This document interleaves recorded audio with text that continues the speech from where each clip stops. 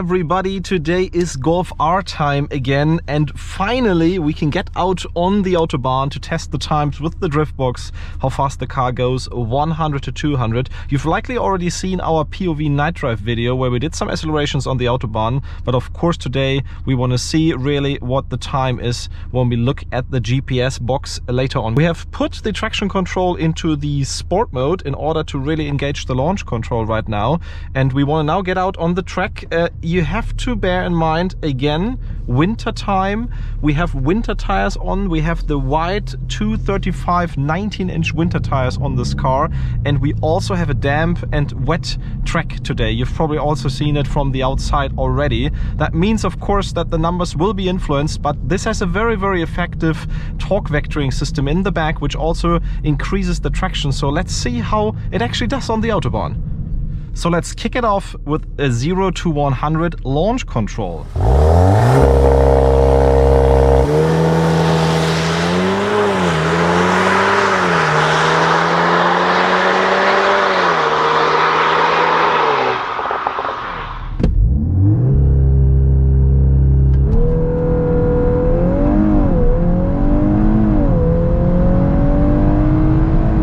Oh my goodness, this is really fast. 4.4 seconds on the drift box with that start on wet tarmac. Saying it again, 19-inch winter tires and wet tarmac. Wow. I mean, this torque vectoring system in the back really must make a difference, because it gets a lot more grip onto the road than, for example, what we had in an Audi S3 that we also tested with similar horsepower.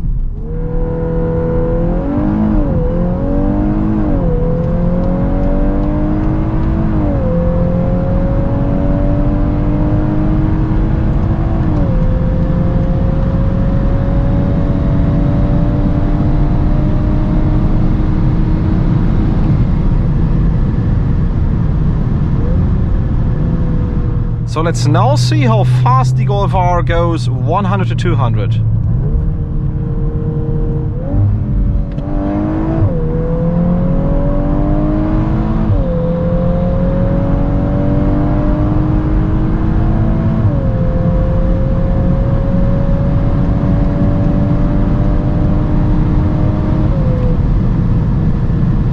So guys, this is simply amazing. The time that the car took onto 100 kilometers per hour in those damp and wet conditions with winter tires, 19-inch winter tires, was a 4.4 second. And I really managed to do that time multiple times on the drift box, and therefore I believe it is definitely right. I think that is truly amazing, and it's mainly due to the fact of this active differential or torque vectoring system that they have in the back, because it just shifts power onto the rear axle right into the spot where you need it in order to get the best acceleration out of it. So torque vectoring, similar to what I explained with the Tiguan R, doesn't only help you on a curvy road when you want to do some handling or even for the drift mode, it really helps you also for the acceleration, for the launch control. Secondly, the number that amazes me just as much is the number from 100 to 200, because the car did in 11.5 seconds 100 to 200, which means overall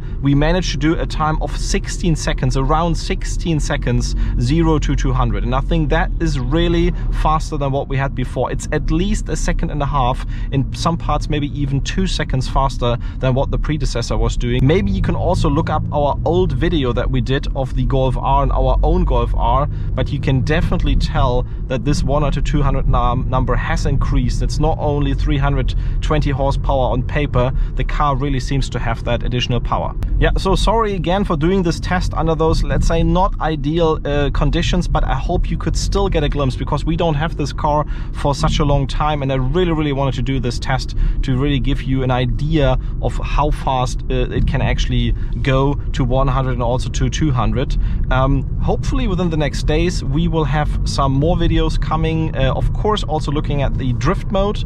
We will of course also looking at the exhaust sound even more, how it pops and bangs. Also bear in mind that this car only has around 1500 kilometers on the clock, so just right to do accelerations run with it. But probably if that Akrapovic exhaust has 10,000 kilometers or more, it will be truly amazing, those pops and bangs and the sheer sound that's coming out of it. So thanks for tuning in. Make sure to stay tuned for all the content that we also have on Instagram, of course, and Facebook. And yeah, thank you for watching, thank you for commenting. We were all waiting for this car for so long, and I think it has been a real pleasure to do this test already today.